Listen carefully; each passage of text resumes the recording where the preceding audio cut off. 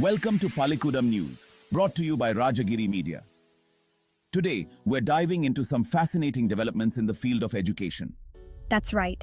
We have some exciting stories lined up, focusing on how educational leaders are transforming learning experiences. Let's get started with our headlines. First up, we have enhancing humanities education through experiential learning. Next, we'll discuss how a new framework enhances immersive learning with VR and AR technologies. Then, we'll explore the focus on interdisciplinary teamwork in engineering education in Japan. And finally, we'll look at how Latin American universities embrace new public management in internationalization efforts. Plus, we'll take a journey through a history of nature-based education. In a thought-provoking essay by Edward J. Ballison and Rita Chin, they argue for incorporating experiential learning into humanities programs.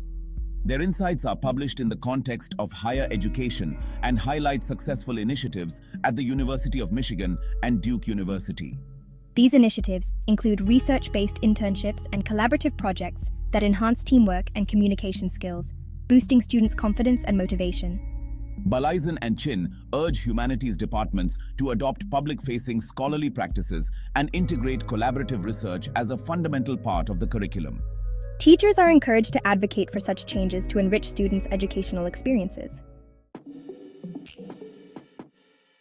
Moving on to the second story, author Bichin Young discusses the use of virtual reality and augmented reality in her paper titled Virtual Reality and Augmented Reality for Immersive Learning, a framework of education environment design.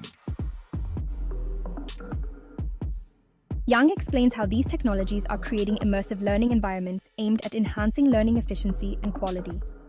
However, challenges remain in layout arrangement, optimizing vision, and improving image quality.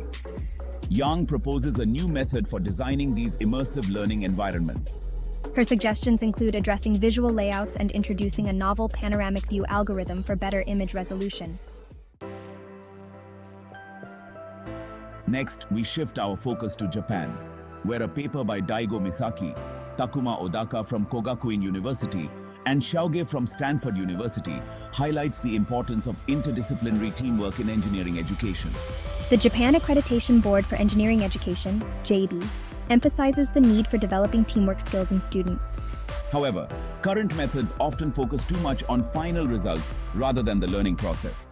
The authors advocate for a student-centered approach, emphasizing skills like communication, creativity, and teamwork. By combining cultural perspectives with new evaluation methods, they aim to improve how engineering students are assessed in Japan.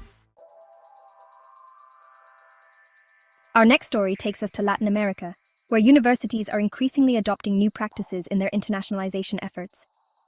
According to a study inspired by the sociology of translation, universities in this region are experiencing significant cultural and organizational shifts.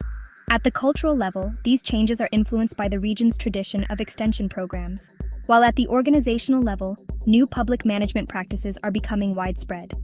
These universities are focusing on professionalization using indicators and imitating global strategies to create a unique internationalization model for Latin American institutions.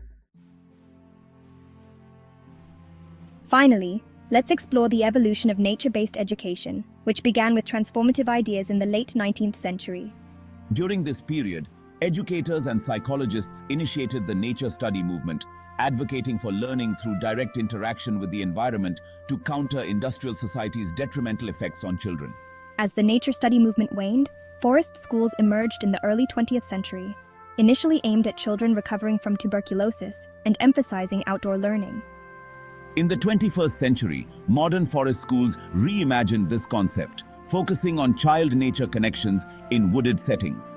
Pioneers like Aaron Kenny, who established Cedar Song Nature School in 2008, emphasize hands-on experiences with nature. As of 2021, approximately 250 nature preschools and forest kindergartens are thriving in the US, promoting the belief that direct engagement with the natural world fosters holistic growth in children. That wraps up our stories for today. Educational leaders around the globe are making strides that could redefine how we learn. Thanks for tuning in to Pallikkutam News. Stay curious and engaged in the world of education.